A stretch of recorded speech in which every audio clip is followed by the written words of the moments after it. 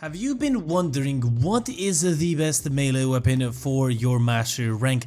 Well, in today's video we're gonna be going over the best melee weapons for each of the mastery ranks, starting off at rank 0 all the way up to mastery rank 16, which is the last place you unlock your last melee weapon. If you are interested, I do have a primary one as well. The little eye up there will take you there after watching this video.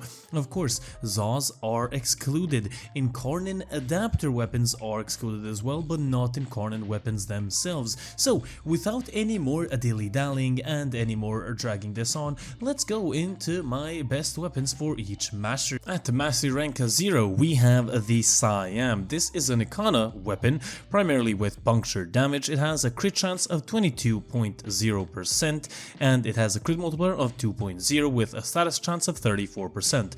Honestly, this weapon is incredibly good at mastery rank 0. If not, the Sun and Moon, which you obtain by completing the 2v Paradox quest, is an extremely good weapon that you can also use and is going to be really good and reliable. At mastery rank 1 we have the Kama / the Glaive, because you get the Glaive through Nightwave and not through the market, and I wasn't able to get it, so the Kama is going to be my weapon, but if you have a Glaive, pick it up. It has primarily slash damage, 12% critical chance, it has a crit multiplier of 1.8 and a status chance of 10%. Pretty plain and simple weapon. It is a scythe weapon, so nothing to write home about, but nonetheless, for mastery rank 1 it is pretty goddamn good. At mastery rank 2 we have the dual Azorin. Now this is where things get spicy. It is going to be considered a dual swords weapon, primarily slash damage 90%, which is really good, crit chance of 25%, crit multiplier of 3.0 and a status of 5%. The only downside of this weapon is the status chance. Everything else is incredibly good. For a mastery rank 2 weapon, this weapon shreds through anything, and honestly you can probably take it up to low steel path. Nonetheless, mastery rank 3 we have the Thibodeau. The Thibodeau is a pretty plain and simple staff weapon. It is of course going to be basically a punchy stick, 80% slash, 20% critical chance, 2.0 multiplier and a 20% status chance as well.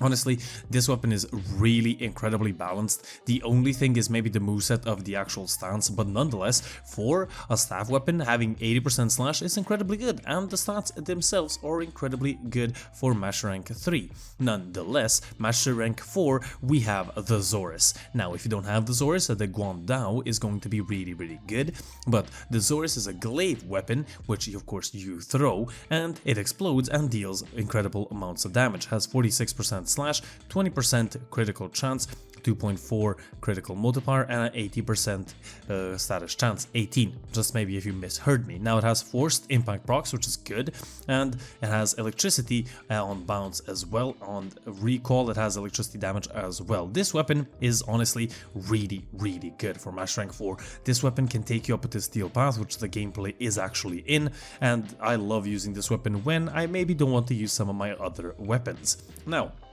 we have at mastery rank 5 a whip weapon called the Atarax, or it's the Atarax, yeah, pretty sure I pronounced that right.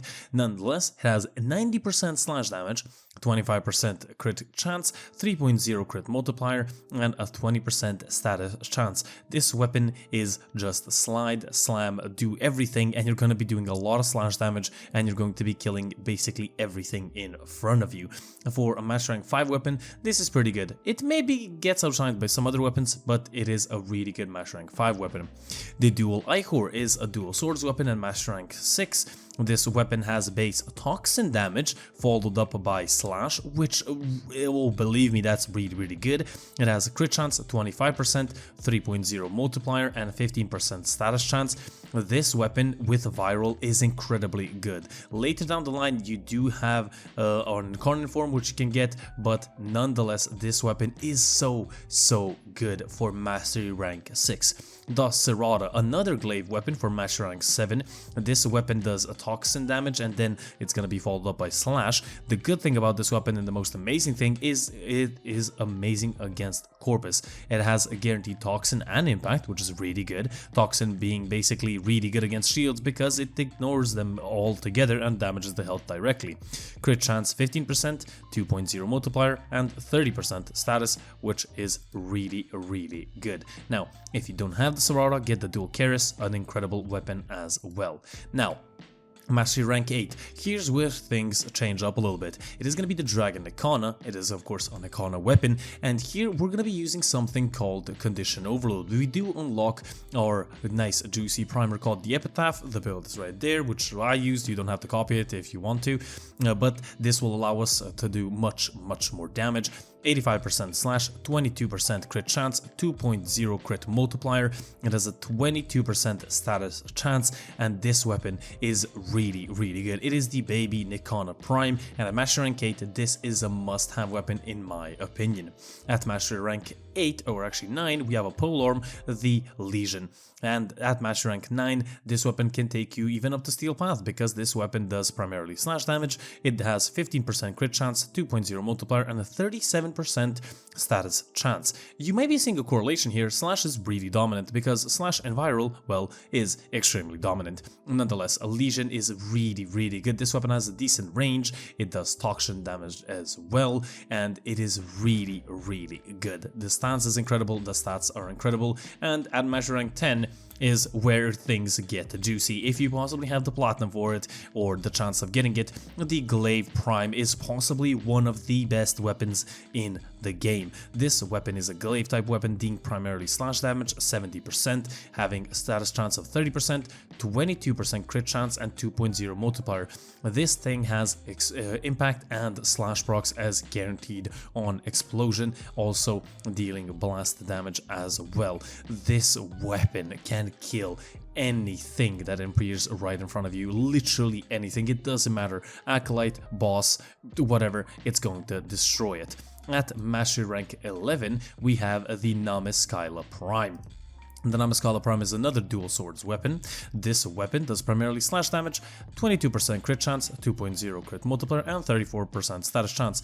Pretty plain simple. It's a dual wielding sword weapon. It does really good damage and it kills the stuff. So basically that is it. At Mastery rank 12, we have the big boss baby. We have the Nikana Prime. This weapon is a Nikana weapon, of course, dealing 90% slash, 28% crit chance, 2.4 times multiplier, and a 28% status chance. If I was to use a stereotypical melee weapon in the game and not use the Glaive Prime, this is my weapon of choice. This weapon is incredibly good at dealing with anything that appears in front of you. And then at Mastery rank 13, we have the best melee weapon in the game, or I guess the best typical melee weapon in the game. It is, of course, the Cronin Prime. This is a Tonthus weapon, a little bit of a different one. It does 80% slash, 22% crit chance, 2.0 crit multiplier, and 34% status.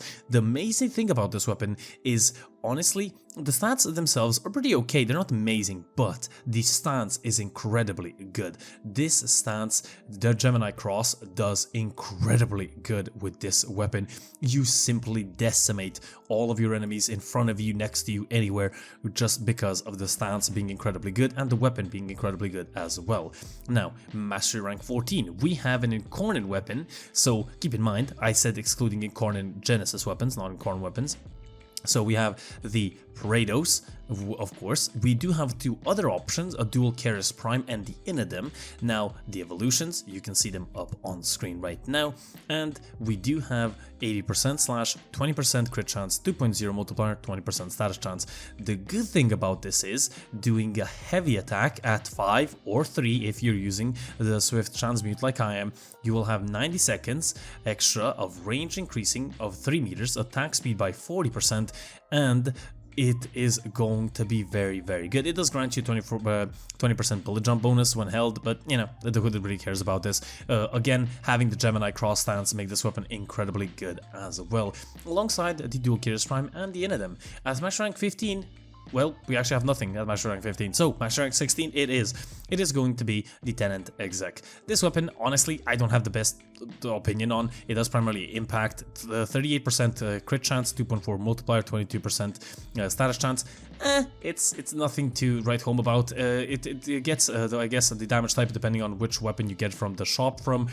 Primarily, the best ones would be possibly Heat, Toxin, or Cold. Either one of those three would be pretty good. Rending Crane is a good stance, but honestly, just heavy weapons in general are really, really bad in game. But it is a Master Rank 16 weapon and one of a few, so I had to mention it here. Nonetheless, hope you guys enjoyed. If you guys did, do leave a like, a comment, and do subscribe for more.